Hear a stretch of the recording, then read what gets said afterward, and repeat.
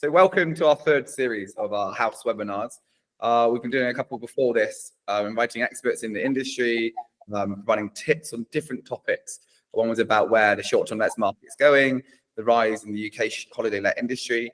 Now this one is more relevant than ever, with it being Green Month of the Year, with Environmental Month of the Year, April. So we basically thought, why not make sure our hosts and also people interested in industry are saving money on their bills, but also looking for the best possible standards in energy efficiencies and their sustainability footprints. So I'm glad to invite James to our call today as an expert in the area.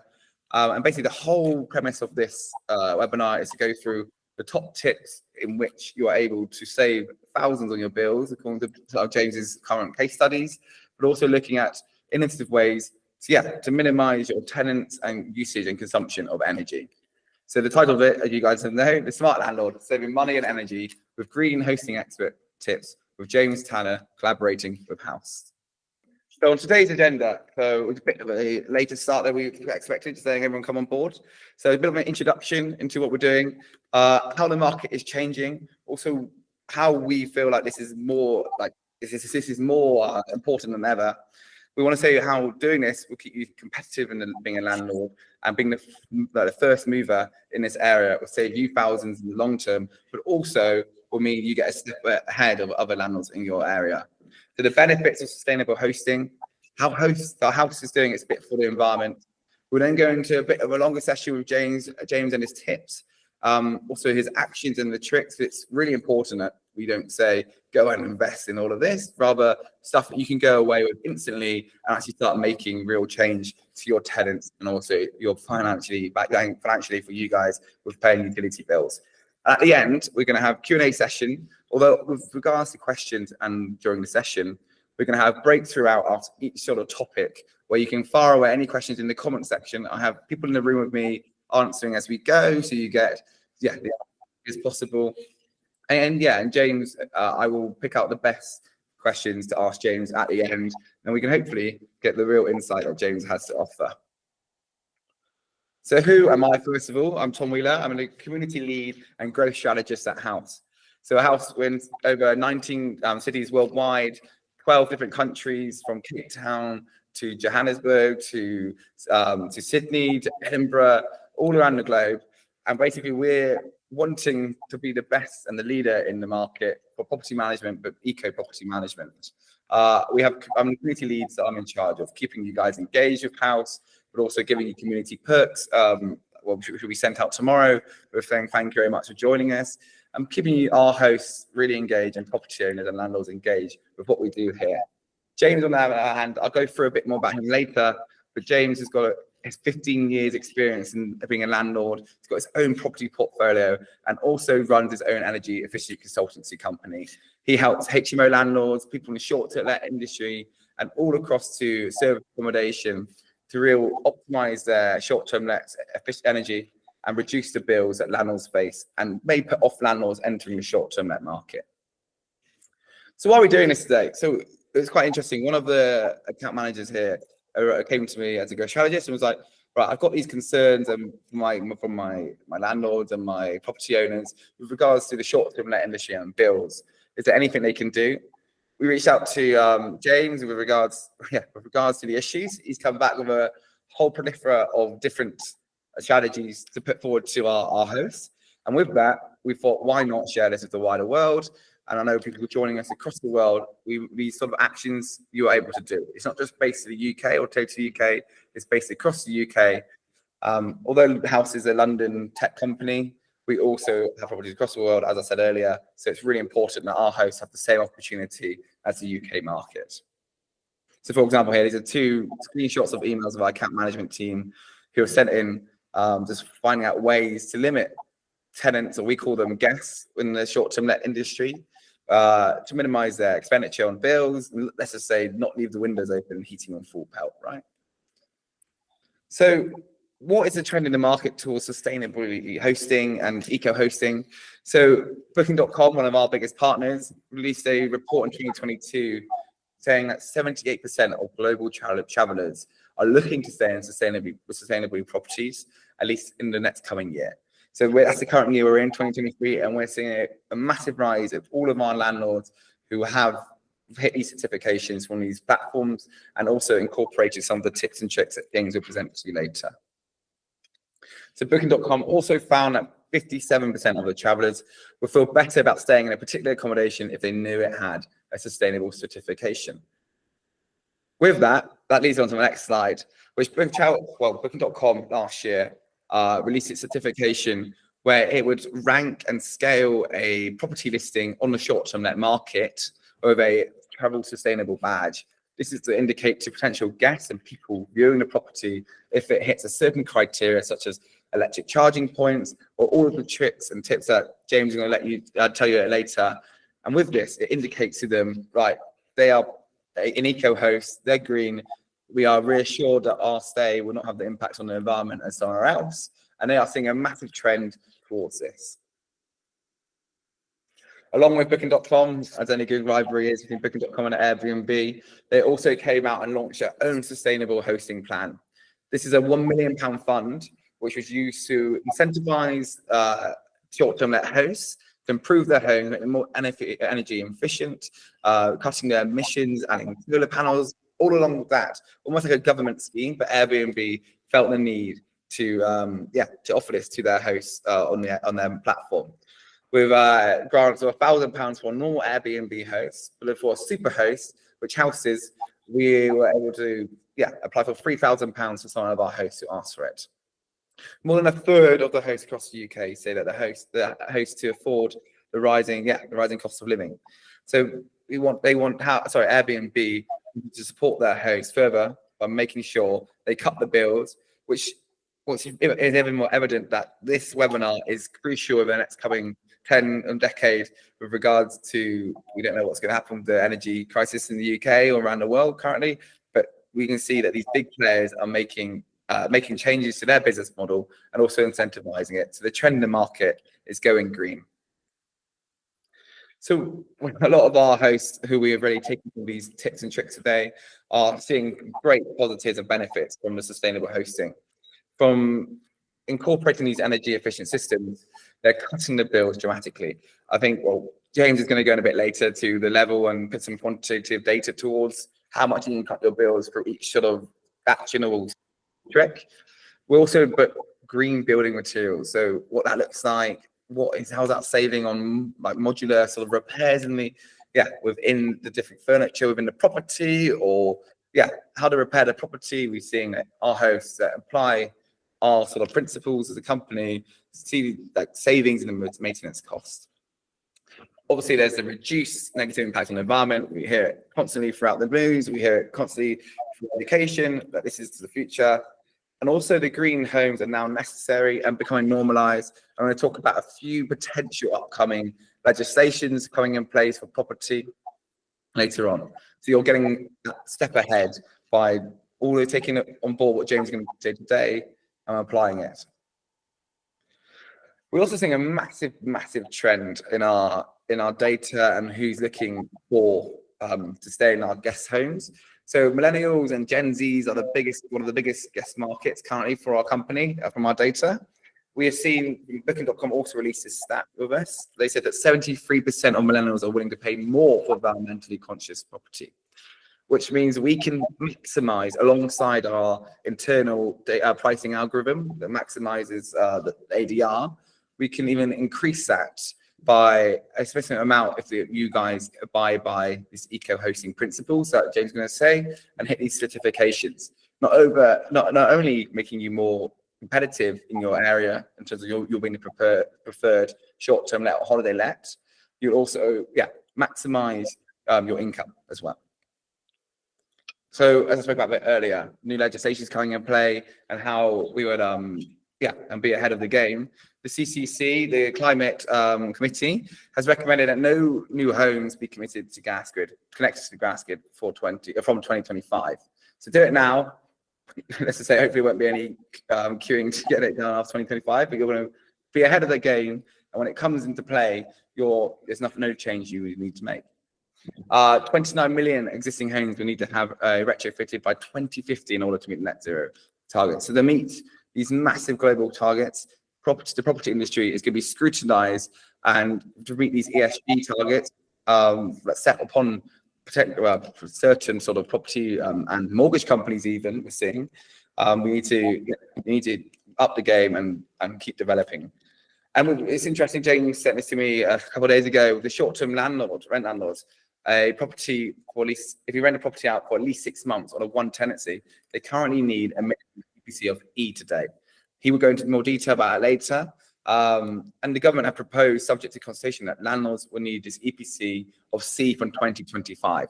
So that, I'm just kind of sort of reiterate that it's getting tighter. The regulation is expected to get tighter, especially with green hosting and the market itself. So we're trying to find ways to get ahead of that and move the industry forward. So as Houst, if none of you really know who we are, those on the call, we saw that a lot of you are current landlords and long-term lets. We basically are the world's largest property manager for short-term and holiday let rentals, but also the mid-term market as well. We list your property across over 13 different platforms, and we really maximize the revenue for you as a property owner, and maximize, as the mortgage rates are increasing, we maximize the outcome for your property, especially if it's in a great location, great quality. We are able to optimize it and guarantee you occupants and guests in your property. So with us, we have over 6,500 properties worldwide. So we have actually a big commitment to our environmental damage, and also we have a big say and impact of short-term let market. So we currently have partnered with and restructured our way we operate. We have a new zero-emission linen delivery service in the UK currently, about to be rolled out in Cape Town, hopefully, and we're looking at in Sydney, Australia. It's almost a pilot test, London was in the UK. Now we're looking abroad to also minimize it. We also promote local independent shops and advertisement within our guest experience app, which a guest gets access to every property, every stay and every property they enter with House. So we push out when people text into the app, do you recommend any local shops or cafes or bars to do? We send out the best rated in the area, but also those that are not big chains. We also now have partnered with an eco-friendly cleaning company. So all our cleaners now are not using toxic chemicals. They're all refillables. They're refilling their cleaning equipment. With regards to working with energy efficiency consultants, James is one of them. We have now partnered with James to try and really improve and hopefully work from long term to raise the standard in the industry and really drive benefits for our landlords and our hosts, but also for financially for themselves, but also for the wider market. We also ethically source all toiletries that our hosts are partnered with us. If they tick the box that they want their toiletries to be put in the property, we only use ethically sourced toiletries for that. So these are a few of our partners in London, which are making a massive impact on reducing our carbon footprint across the year. We use a company, last mile delivery company. You might have seen those if you're based in London. You might have seen these e trucks going around. They're dropping off all your linen to your doors. There's no CO2 emissions from these from these vehicles. They save about 6,700 kilograms of CO2 per bike used compared to vans. With the new regulation in London, with the climate emission zone or zero emission zone, we're saving a fortune in terms of delivery, but also minimizing the impact of CO2 on the environment. With our partner OptiWash, they're one of the most innovative linen providers in the UK. We save about 8 kilograms per wash, and the recovery and recycling of it have the most innovative technology around the cleaners, all powered by for sustainable generated electricity and renewable electricity, as well as before. They also have a big commitment to removing plastic waste from their linen, all the microfibers that may come through their linen from the packaging, anything to do with when the client's using them. They filter that all out of their system and to recycle that across their network. So they also, with regards to, as I mentioned a bit earlier, we have also partnered with Home Things, a great innovative new startup to remove any toxic cleaning chemicals from our properties, along with making sure it's refillable for a lot of our cleaners. I just want to reiterate that House is doing its bit. We've just partnered with a variety of different sort of stakeholders in the market, some of the best and most innovative startups entering the property industry and making hosting better than ever. So if you come on board with House, we also give you access to all of these guys at discounted rates. So you're able to maximize your property, but also reduces climate impact. So David Phillips, for example, have just been nominated as the UK's most sustainable interior design firm. If you have an unfurnished property, let's just say, they can come to your property in 7 days, deliver a sustainable and modular built furniture, top of the range. It's lovely, but very good value. And build it and furnish your property within 7 days, meaning our hosts are able to get listed and get guests in straight away. So it's a minimizing that void period when you get in contact with us, and also making sure that the quality is there to maximize the average daily rate of that of the property. So on that, about maximizing your daily rate, we're seeing at House now with our hosts in general, if you're currently on traditional letting options and the traditional letting strategy, we're seeing about 56% more revenue being generated from House in 2022. All up from our data analysis, looking at the trends in the market, but also the revenue difference between putting it on a long-term market compared to using House. We're also seeing about 32% more generated revenue from doing Airbnb yourself, right? So we like to say that House pays for itself in terms that we only charge on average 15% for a management fee. We generate on average 32% more for those thinking about doing Airbnb and doing it themselves, eliminating all that hassle associated with the cleaning, the linen. We do that all. And so our hosts are extremely happy with their performance. And we and we hope, depending on the location, the quality, and also, and the quality of the furnishing, we can make sure we can maximize your revenue as a landlord. So if you're interested, it's a little probate, you can get your phone out now and scan the QR code, and we're happy to waiver, because you're obviously very intrigued in green hosting, eco hosting, that you're going to be a great landlord, hopefully, to work with House. We can remove any onboarding fee, which is around about £250, which includes professional photography, listing bill, the copywriter to generate your descriptions, and also publishing across all the 13 platforms we work with. So on that, I can see many questions in the comment section. I'm going to spend about 5 minutes answering those, and then we'll get straight to James, and he can put in and tell you all the tips and tricks to minimize those bills. So is your fee also 15% revenue in Spain? So we are currently situated in Madrid, in Spain. We're not globally yet. Also, we're not national across Spain yet. We just released our partnership franchise program, which I hope we cover more regions. If you're placed in Madrid, we are around about the 15 to 20% commission rate for our service. This is depending on different packages. If you're with us for more than a year, or you're taking out a flexible package where it's a month-to-month basis. So we if you're really intrigued, please reach out. Our sales team can consult you on your property, what it could earn, make it a bespoke pricing strategy around your property. What we recommend, short-term lets sometimes isn't the best fit for every property out there. So we want to make sure your property is up to standard, up to what we feel like we can actually guarantee that we can maximize your revenue. So please reach out. We can build out that pricing strategy for you. It's about 15 to 20% in Spain.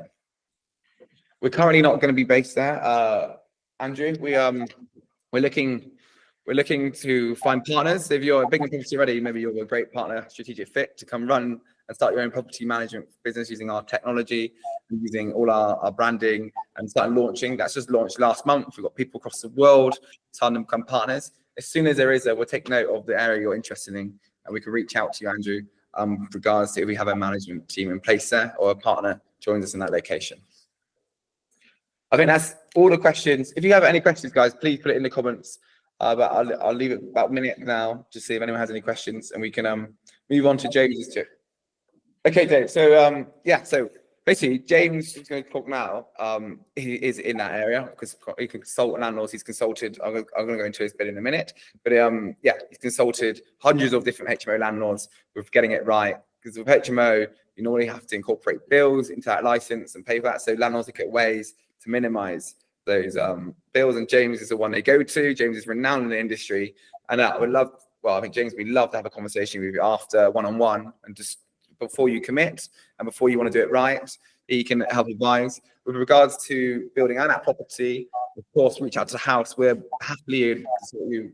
It's a free consultation, so our sales experts can talk to you. We can put you in contact with our other partners, such as David Phillips, an interior design firm, to make sure you get that just right. And there's also discount perks for coming with us. Okay, so I think I'm going to pass on that question. That question has just been asked in the comment section. I feel like James is going to answer. James is going to fulfill you with all his knowledge and hopefully make a real difference. Yes, I'll come back to that a bit later. I will answer that a bit later. Yeah. Okay, great. So, James, do you want to go through who you are and you take over from here? Sure, yes. Hello, I'm a full-time professional landlord. I have been for 15 years. Also a developer. We set up a family landlord business. We have 17 properties. We bought an Edwardian 5-bedroom house and reduced the heating bills from £2,500 to £900 a year. We're an approved speaker for the Property Investors Network about energy efficiency. And I recently attended a domestic energy assessor's EPC course. And last year we set up an energy efficiency business, really focusing on landlords, sharing our 15 years experience of what we've done to make our properties energy efficient, because we know what works and what doesn't work. And we're also a member of the the STAA, NRLA, and the Centre for Alternative Technology. Can we have the next slide, please? Next one more. So really, the starting point for a host or a landlord really is to have a very efficient heating system in the property. It could be working on gas, or it could be working on electricity, but it makes a huge difference. It can be 20–30% difference on your usage and your bills just by having a highly energy efficient A-rated condensing boiler. So that's very important. Next slide, please.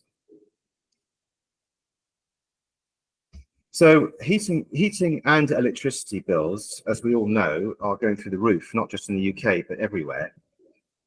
So it's really important for hosts, short-term let landlords, to really get a handle on controlling the heating, hot water, and the electricity in your property. And also, it's absolutely crucial that the host monitors the actual usage per month by taking meter reads, setting up online billing, with whichever provider you use, so you get a real handle on what's actually happening in your property.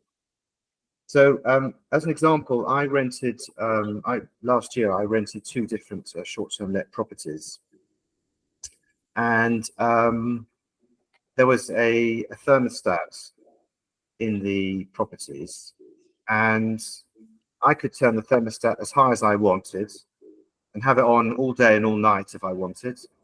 And if I went out for the day, it would still be on, really boiling hot. And the host would be the one footing that bill. So that's really something that needs to be thought about very carefully. And to really sort of manage that, the host needs to sort of manage and control what's going on with the heating and the hot water, and analyze the usage very closely. So in one of our properties, this picture that we show here, we've actually locked the timer.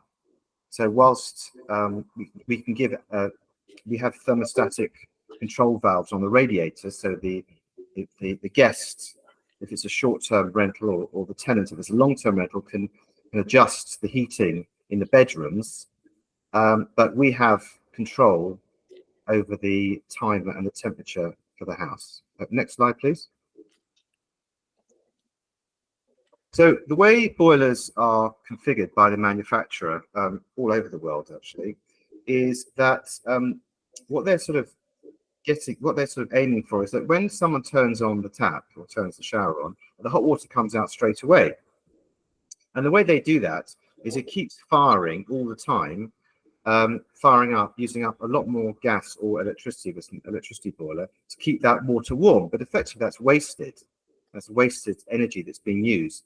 So they have, most boilers have an eco mode. If you select that eco mode, it won't do that.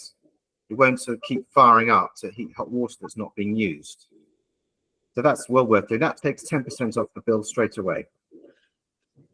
Next slide, please. So heating controls. This is probably the most important slide of my whole talk for hosts, whether they're short-term, medium-term, or long-term landlords. My wife was traveling in the US recently with our son, and she was renting a short-term accommodation for a few nights in Indiana. And we got in touch with the host in advance. We said, can my wife adjust the heating controls in the property when she's there? Because it was actually even though it was springtime, it was actually very cold in Indiana a few weeks ago. And the host said to me, no, she can't control the heating. She's got no control over it at all. It's all controlled by him.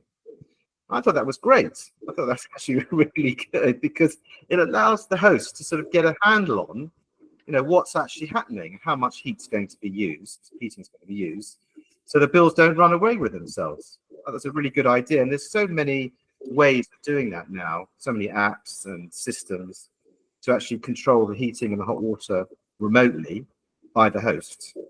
And even also the temperature inside the property. So that's something that I would strongly recommend that all hosts consider. And it's a relatively low-cost measure and can reduce hosts' heating bills 20% or more by doing that. So that's really, really crucial. If you do have a traditional room thermostat in your host property, it's very important that there's nothing around it, no furniture around it, there's no curtains around it or a radiator around it, so it can genuinely get a feel for the correct, accurate temperature in the room. Next slide, please. James, I was going to add to that. We had a host the other day. It had a technology called a partnership with Minute. It's one of the biggest brands in Sweden currently into the smart thermostats. And what was really clever, they had this app which would it would sync up to when the bookings and the check-in and the check-out were. So when someone checked out at a time, let's say 10:30 in the morning, it would automatically turn off the heating. And when the next check-in came, and let's say it's 7 p.m. in the evening, depending on the guest preference, right, the heating would turn on just in time for that. So we had one of our hosts was saying how game-changing that was, and we're looking at potentially partnering with Minute and rolling that out for a lot of our hosts. It's just really interesting that such a clever way to stop, as you're saying here, heating control between check-in and check-out. Brilliant. That's a brilliant system. And there are obviously a number of different systems out there, but that sounds brilliant and very, very good. Excellent idea for hosts, that kind of software. Yeah.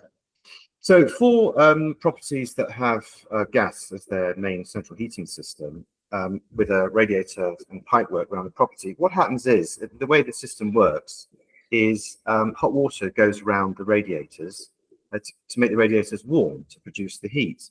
But over a period, that sort of hot water, that water touching metal over a period of time causes rust. And also the water in Britain is quite hard with calcium. And so the pipes, actually, the radiators actually fill up with rust and with limescale. And that's called sludge. And so after a while, when you have the heating on, you're not actually heating up the radiators, you're actually heating up the sludge. So you're actually using a hell of a lot more gas to generate the same amount of warmth in your property. So that needs to be removed, and a plumber can do that every couple of years. Also, the plumber can put in some liquids into the radiator system to help remove some of that limescale and rust as well. The other thing is that radiators fill up with air, and again, that stops them getting warm. So I'd recommend that hosts or the host managing agent goes around every couple of months and lets the air out of all the radiators. That way they'll heat up much more quickly and will save a lot of money in heating costs. Some people have electric heating in the UK and abroad, so that would be a slightly different system. It could be electric boilers or it could be electric radiators. If you have electric radiators, there are lots of different types of electric radiators.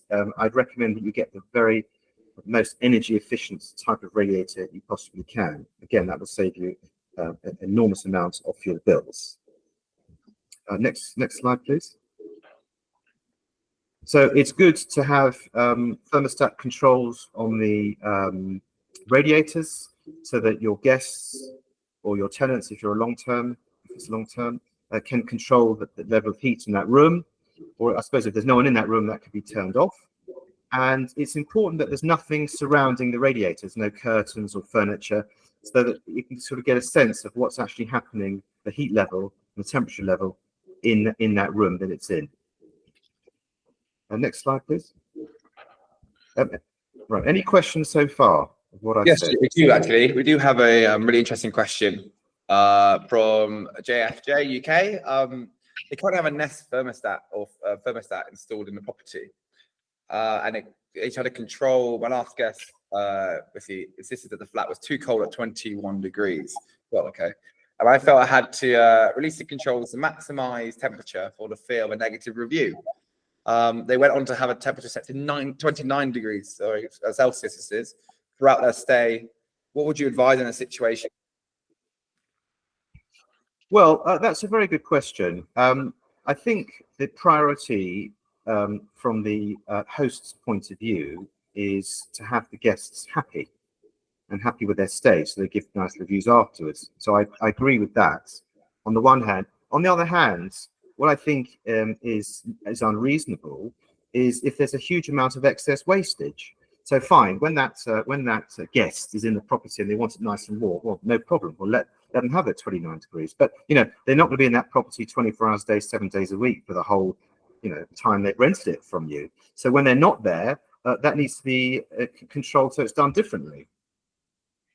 We've had an example of this for a house of one of our hosts, right? So they came with this sort of question. He found all the lights left on, there's no one in there all day.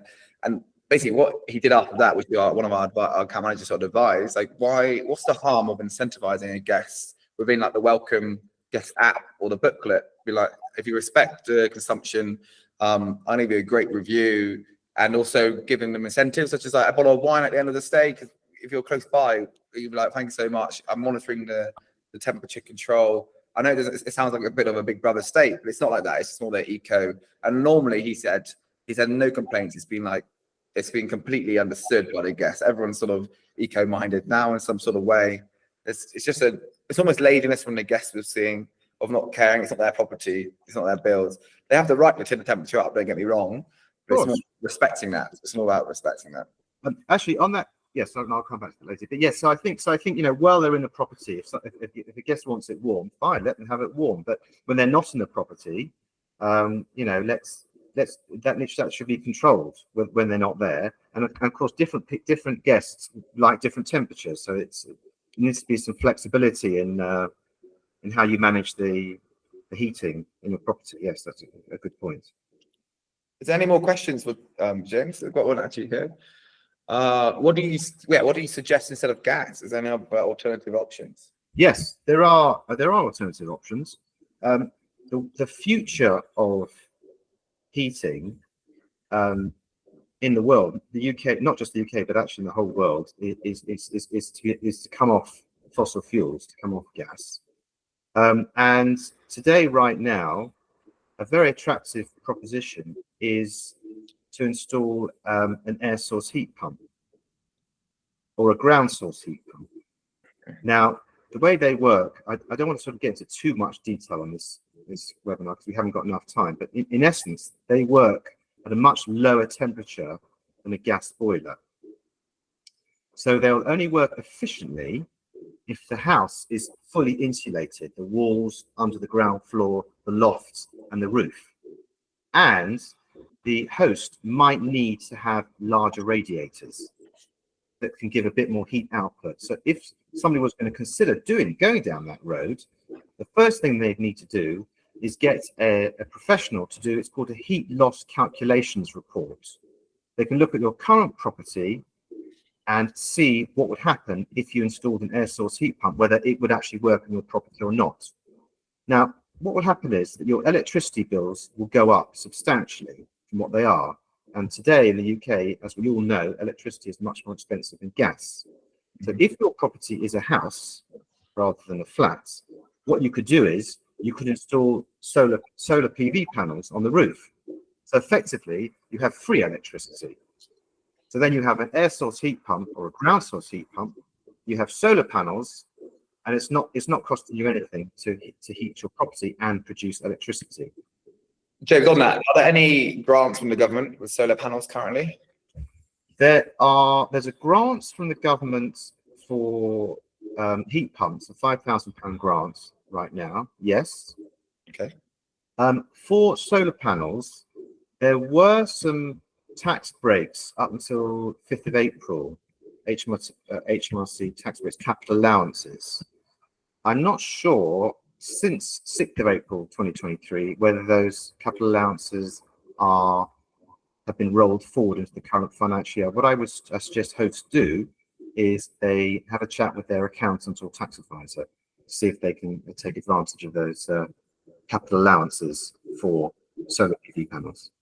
Okay. We've had another question come in. How viable is it really to install a heat pump equipment across the swathes of a small Victorian flats in London? Right. Well, what you would need to do to see whether that would make sense or not in a flat. First of all, I just asked the question whether all flats in the building would like to do that, or if it's just one particular flat. But let's assume it's just one particular flat that wants to do it. What I'd recommend is that the host arranges for an expert, to do heat loss calculation report, including what the ongoing running costs will be, to see if it makes financial sense or not in a flat. Okay. I'm not sure whether it will. It certainly could in a house. For flats, that would be for one flat, that'd be a lot harder. If it was, for example, a converted house with 3 or 4 flats and everyone wanted to do it, and then everybody wanted to put some solar PV on the top, then that would probably make financial sense. James, and then with these assessments and reports, what sort of price are you talking about? Are they free to do for the consultation, or do you know what they're? A heat loss calculations report. Well, I mean, we know lots of people that do it, so we can put anybody in touch with someone for that. You'd be looking at. Well, it depends on the property and maybe it depends on the location, but certainly under £500. Okay, $600 US. Amazing. Okay, I think we had all of I see some more questions just came in. They are not. Okay, they're all good. So we move on. Let's move on to continue. Sure. Please leave in the comment. Great questions, by the way. Great questions. Thank you very much, everybody. I really appreciate it. Right. So a lot of properties don't have wall insulation. So when you have the heating on, the heat is pouring out through the walls and pouring out through the windows. So what you can do is you can get some special radiator tin foil that sits behind those radiators. It's really the radiators that face an outside wall. So if you're in a terraced property, it'd be the walls that face the street and the walls that face the garden. If you're a detached house, it would be all the walls that face externally. So if you put that tin foil behind the radiators, what you're going to do, you're going to reflect the heat back in the room as opposed to losing it through the walls. And also to close the windows and the doors when the heating is on to stop any drafts. Next slide, please. So an average shower works at 15 litres per minute. And you can get these low flow shower heads at 7 litres or 4 litres. So if you reduce your hot water flow by 50%, then your heating bill will go down by 50%. So that's certainly something that's well worth doing. And you can either change the shower head, or you might be able to put something inside the the shower head to reduce that flow. If your property has a hot water cylinder, it's very important to put some insulation around it as thick as you possibly can, maybe 15 centimeters or even more. Because if you have 15 centimeters or more of insulation around your hot water cylinder, once the hot water is off, it will stay warm all day. So that's very important. And also to insulate the pipes that go to the hot water cylinder. The other thing that's crucial is if you are thinking of buying a property or gutting a property and replacing the heating and hot water system, it's very important to think about the size of the hot water tank. Because if you have a water tank that's, say, twice as big as you need, then you'll be heating up a huge amount of water that's just going to go cold. So it's worth thinking about how many showers you have in your property, whether you're going to put these low flow shower heads in, whether you're going to put them in at 7 or 4 liters. And then you can sort of work an average time in the shower is about 6 minutes. So you can work out what size hot water cylinder you actually need. Okay. Next slide, please. James, quickly, how much will it cost to basically insulate a boiler? I know it's variable to size, but what sort of material do you use? To buy a hot water cylinder insulation from a DIY store costs about 30 quid. Okay, so it's a massive saving. It's a small investment, or big saving.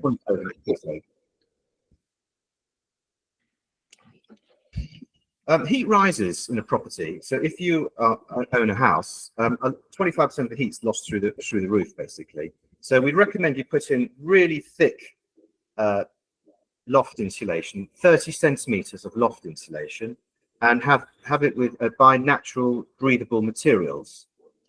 And that will really help reduce your heating bills overnight dramatically, at least 10%, if not more. The next slide, please. So this is a property that we built, and it was originally 2 flats, and we knocked it down and we made 6 small flats. And the actual walls, the wall you can see, is actually 2 walls, and it's got a gap in the middle. It's got a cavity. And what we did was we fitted cavity wall insulation in the middle of those 2 walls, and that really keeps the property nice and warm and the bills down. You can save up to at least 7.5% off your heating costs by having cavity wall insulation. Next slide, please. A huge amount of heating is lost through drafts. I'm not sure how well you can see that photograph. That's actually the front door of one of our properties. And if you can see, there's a black strip underneath the door. Well, before, when we bought the property, there was actually a 0.5 centimeter gap between the bottom of the door and the floor. So when the heating was on, we were just literally heating the outside air. And actually, funny enough, this property is in London. Actually, all the houses in the streets, the Edwardian houses, they've all got the same situation. They've all got this gap underneath, and they're just heating the outside air. So we just put a little brush underneath that, the front door and the inner doors to stop that. And then the glass was single glazed glass, and we secondary glazed it from the inside. So that's an option you can do for the windows if there's drafts in the windows. Alternatively, you can just put some clear film on the inside or some acrylic sheet to reduce those drafts. Was that, James, was that just a brush you're saying, right? Or was it foam? What did you use? What can you use for that? Sorry? Was it a brush? What sort of brush did you use? I said you said, okay, a little bit of material. Was it a foam? Was it a bit of foam as well? Or what can you use? It's just a brush. You can get it from any DIY store, anywhere. Okay, right. Just going to think of all the solutions. Yeah. So another major issue is for hosts is around lighting. I mean, what's stopping a guest renting your property, turning the lights on, and going out for the day? And then you, as a host, will end up with this massive electricity bill, which obviously is really quite unreasonable. So there's quite a few different things you can do with this. First of all, you could replace all your lighting for low energy lighting, LED lighting. Secondly, you could actually have not too many lights in each room, obviously adequate lighting, but not more than necessary. You could also think about the hotel model So when I go to a hotel, quite often nowadays, they give me a card, it's like a credit card, and I go into the room, and all the energy's off in the whole room, not just the lighting, everything's off. And I stick my card in this slot next to the door, and then everything comes on. And then when I leave, I take my card with me, and then absolutely everything goes off in the hotel room. So what could be done in a host property is you can isolate certain bits of your property to be excluded from that, like, for example, kitchen appliances, or or a smoke alarm, or a burglar alarm, things like that. But I think that's certainly a very good way of controlling the electricity use. So so you basically minimize the wastage when the guest is not in the property. And the other way of doing it is you can have occupancy lighting sensors in the property. Again, the same kind of model. So there aren't light switches in the kitchen, in the lounge, the dining room. It's all done on sensors. And when they're not in the room, the lights go off. So again, that will substantially reduce your electricity bills. Next slide, please. So if you own a house and you install solar panels, you can reduce your electricity bills by 50% in the UK. It can also produce some free hot water from you as well, because it works from light. If you are a host in a sunny climate, you can reduce your electricity bills much, much, much more than that, because in the UK, for half the year, from November until end of March, we only have lights from 7:30 in the morning till 3 in the afternoon. But obviously, there are lots of countries in the world where they have light 12 hours a day, 7 days a week. So you could produce a lot more electricity with the same number of panels in a sunny climate. So yes, can we go to the next slide, please? So really, for hosts and potential hosts, it's a win-win-win-win. You can reduce your energy bills, you can increase demand from guests, you can increase the value of your property, and you can help save the planet. The time for change is now. If anybody wants any more information from us about what we've discussed today, feel free to email me, James at jtannerproperties.co.uk. We also have set up a landlords energy efficiency group on Facebook. It's an open public group, so anybody can join. And also, we've got a free article for 3 things that guests can do in your short-term rental property. We'd be very happy to share that with you, and you can forward it on to your guests in your properties. Of things like turning the lights off, very simple things that people can do to reduce to live more sustainably in the properties that you rent out. Thank you very much. Yeah, I think before we leave James and before we end, I've got 5 minutes left. We have some more questions on the comment section, James, before we end to the presentation. Andrew has asked, from tip number 1, if the water heating is not always on or on eco mode, do people have to wait a long time for the shower / washing dishes, etc.? Any sort of water, hot water needed? Do you have to wait a long duration for it to be at the right temperature? No, not very long. I mean, obviously it depends on your heating system, but not very long. Is it a difference to a gas boiler? Would you say it's different or not? Or... No, it doesn't. It doesn't take that long. I mean, every boiler will be different, so I wouldn't like to put a timer on it. Every manufacturer would make a model of boiler be different, but it doesn't take very long. You can set the mode. It goes to your host property, turn the hot water tap on, and time it yourself, and see how long it takes. Okay, so the eco mode doesn't make much difference to the weight for the heating of the water. No, it will slow it down slightly, but you'll be saving. You'll be making your properties more sustainable and saving money. So it's a win-win, really. Okay, great. Well, Andrew, I hope that answers your question. Julian has asked, hello, what electrical slimline high heat retention suppliers or supplier do you recommend? Yes.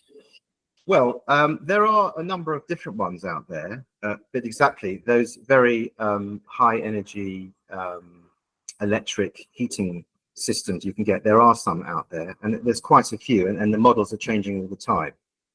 So if whoever's asked that question, if you don't mind passing me their email address, I'll be very happy to give them a link to the manufacturer of those very highly efficient radiators. What's the person's name, please? The delegate's name, please? Julian Batch.